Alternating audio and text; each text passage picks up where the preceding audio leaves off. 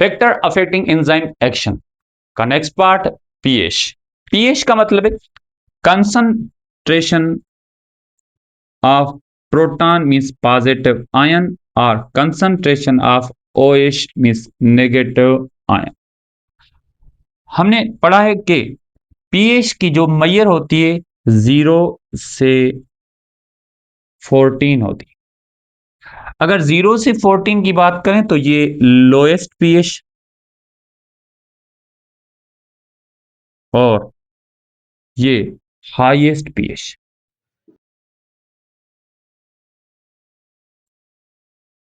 और बीच में होती है 7। 7 का मतलब neutral pH.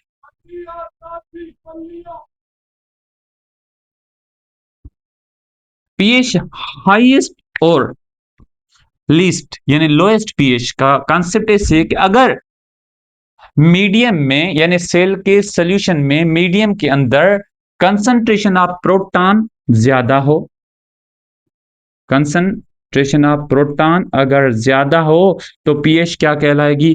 More or lowest pH means concentration of proton indicate the lowest pH. It means that lowest pH indicate acidic pH. और अगर concentration of OH अगर ज्यादा हो तो हाईएस्ट पीएच कहलाएगी और हाईएस्ट पीएच को हम कहते हैं अल्कलीन और बेसिक पीएच।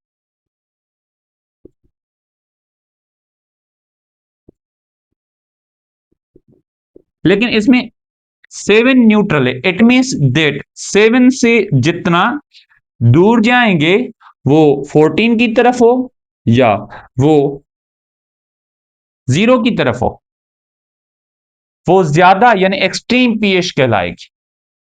लेकिन अगर हम बात करें कि 7 के क्लोज हो तो वो लेस एसिडिक या लेस बेसिक पीएच कहलाएगी। ओके, अब देखना यह है कि पीएच का क्या इफेक्ट है एंजाइम पे। पहली बात ये कि एंजाइम्स मीडियम के अंदर काम करते हैं। इट मींस दैट सेल के साइटोप्लाज्म मीडियम के अंदर काम करते हैं और मीडियम में सॉल्यूशंस होते हैं। इट मींस दैट उसमें कई तरह के आयंस पाए जाते हैं और जो एक्टिव साइट होती है इस एंजाइम की उस पे भी क्या पाए जाते हैं? चार्ज्ड अमीनो ग्रुप्स पाए जाते हैं, सॉरी अमीनो एसिड पाए जाते हैं। इस चार्ज्ड अमीनो एसिड पे डिफरेंट डिफरेंट फंक्शनल ग्रुप्स होते हैं। हमने प्रीवियस डिस्कस किया है जो एक्टिव साइट है सारे एंजाइम की पर्टिकुलराइज्ड होती है। मींस हर एक एंजाइम में एक्टिव साइट के फंक्शनल ग्रुप अपने अपने होते हैं, इस वजह से उनकी नेचर डिफरेंट डिफरेंट होती है। ऐसे ही अगर कहें कि इसमें NH2 NH2 इस अमीनो ग्रुप अगर ज्यादा हो functional group, it means that इस एक्टिव साइट में NH की वजह से बेसिक अमीनो एसिड ज्यादा है। जैसे कि हम बात करें अर्जिनिन,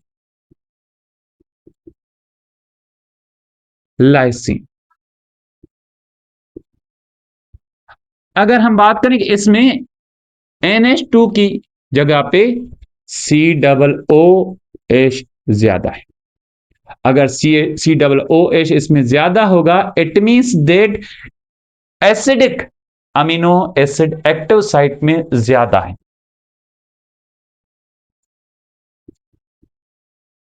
एसिडिक अमीनो एसिड कौन से? पार्टेट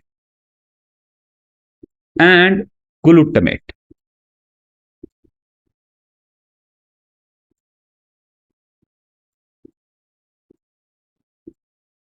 बात ये कहनी है कि अगर पीएच में वेरिएबिलिटी हो इट मींस डेट मीडियम के अंदर, ये जो इसमें मीडियम है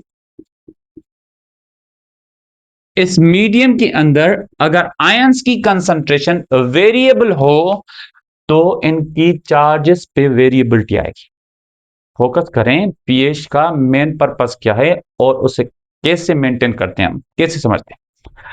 अगर ACPH means concentration of proton ion और कंसंट्रेशन ऑफ OH आयन अगर इनके चार्जेस पे इफेक्ट ना दिखाए, it means that active site pH पे जिस पीएच पे एक्टिव साइट न्यूट्रल और फंक्शनल हो,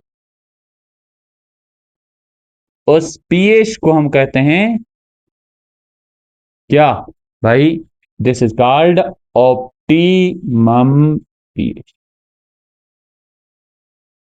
फिर से कॉन्सेप्ट को समझिए। ऑप्टिमम का मतलब ये नहीं कि न्यूट्रल पीएच हो, न्यूट्रल पीएच नहीं, मीन्स एक्टिव साइट न्यूट्रल रहे, मीन्स COO अपना प्रोटॉन लॉस ना करे और NH2 कोई प्रोटॉन ना ले, मीन्स जिसमें जो फंक्शनल ग्रुप्स होते हैं, अमीनो ग्रुप, कार्बोक्सिलिक ग्रुप, वो प्रोटोनेटेड और डीप्रोटोनेटेड ना हो। वो कैसे होंगे? अगर आप आयंस की कंसंट्रेशन इंक्रीज और डिक्रीज करें, मींस प्रोटॉन की कंसंट्रेशन हाई और लो करें और OH की कंसंट्रेशन हाई और लो करें, ये कंसंट्रेशन यहां से प्रोटॉन को निकाल सकती हैं या इस पे प्रोटॉन ऐड कर सकती हैं, जिसकी वजह से इन पे चार्जेस आ जाएंगी। अगर इस पे चार्ज नेगेटिव आ जाए और इस पे चार्ज NH3 पॉजिटिव आ जाए तो ये डिप्रोटोनेटेड, ये प्रोटोनेटेड हो गया। अगर प्रोटोनेटेड और डिप्रोटोनेटेड हो गया तो स्ट्रक्चर न्यूट्रल नहीं रहेगी और न्यूट्रल ना होने की वजह से एंजाइम फंक्शनल नहीं रहेगा। तो पीएच की वेरिएबिलिटी डिपेंड करती है एक्टिव साइट पे, लेकिन ऐसी पीएच जिस पे ये मेंटेन रहे। तो हमने क्या कहा कि एक्टिव साइट का सारा कमाल है।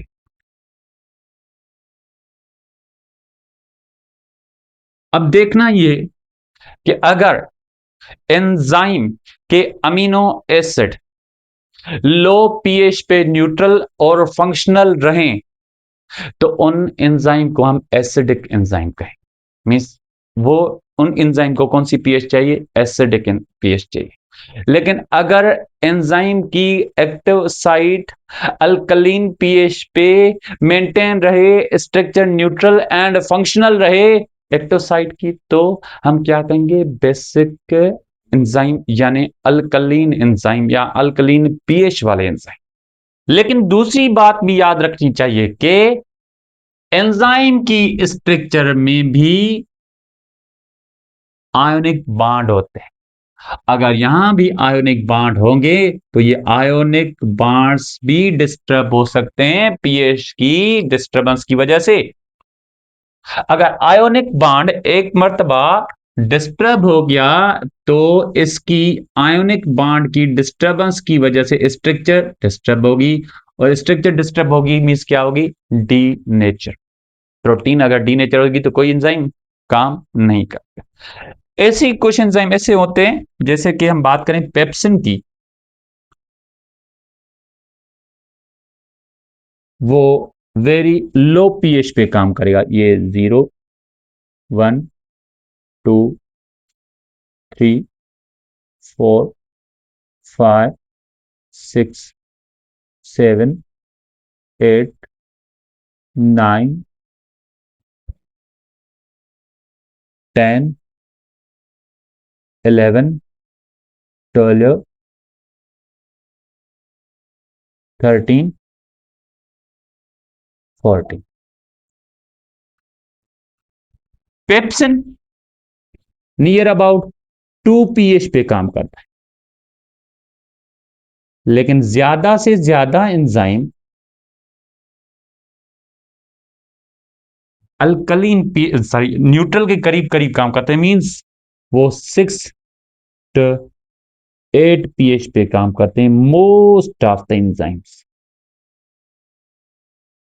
ज्यादा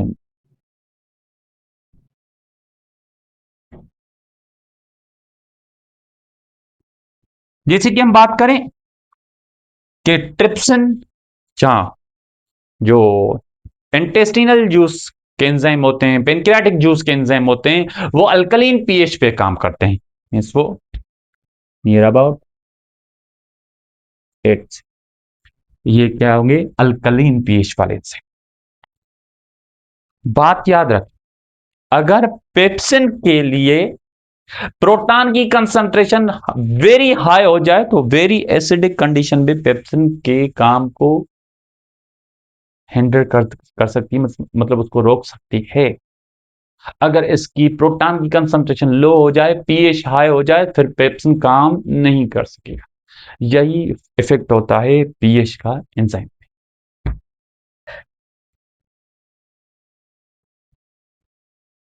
third factor is substrate concentration.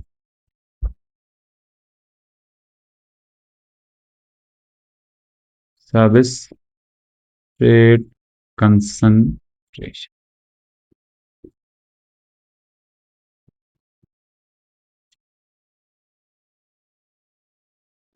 भाई इसका मतलब ये कि ऐसी कंडीशन जिसमें एंजाइम्स का नंबर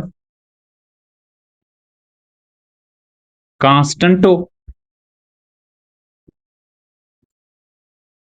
लेकिन सबस्ट्रेट का नंबर वेरिएबल रहे।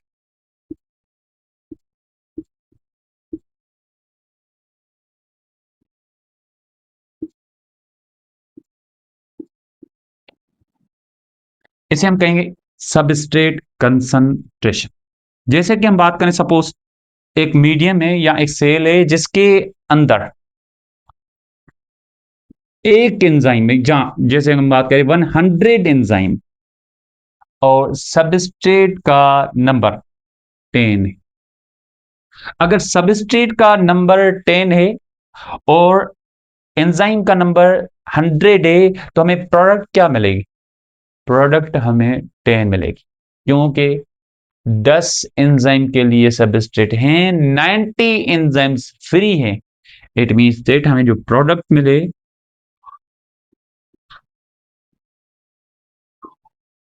वो 10।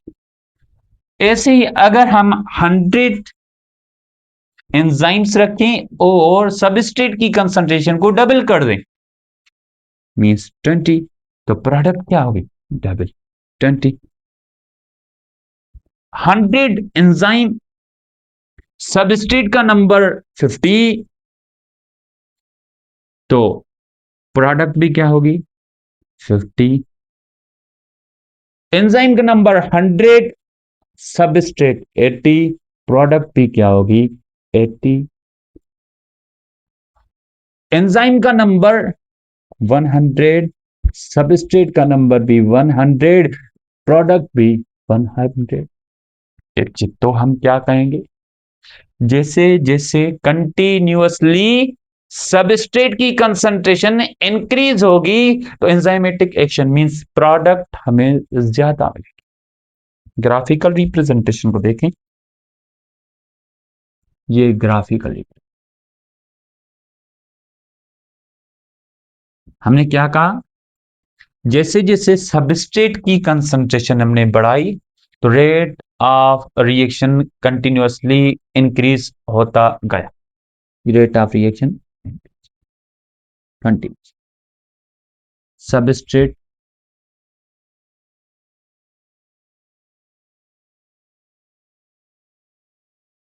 बढ़ाने से रेट इंक्रीज हुआ। लेकिन 100 के बाद अगर 100 एंजाइम को रख के हम 200 सबस्ट्रेट रख दें तो क्या होगा? सर एंजाइम तो 100 ही है, तो 100 एंजाइम ही काम करेंगे। बाकी जब 100 फ्री होंगे तो फिर दूसरे 100 सबस्ट्रेट को फिर से उस पर काम करेंगे और फिर प्रोडक्ट देंगे। इट मींस दैट एक ही वक्त 200 प्रोडक्ट हमें नहीं मिलेंगे। अगर 200 नहीं मिलेंगे तो 100 ई प्रोडक्ट मिलेगा।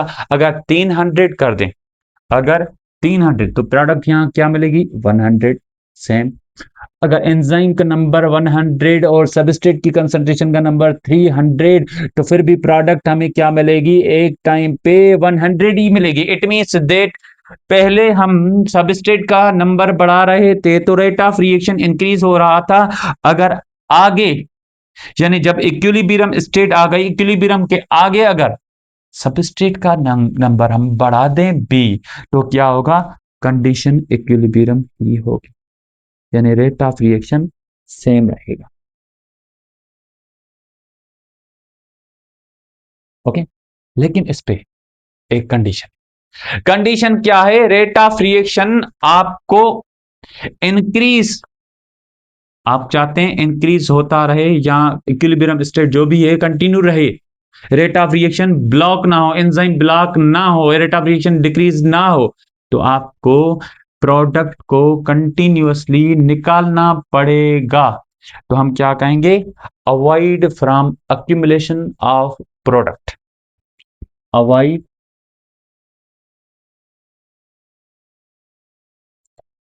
From accumulation of product.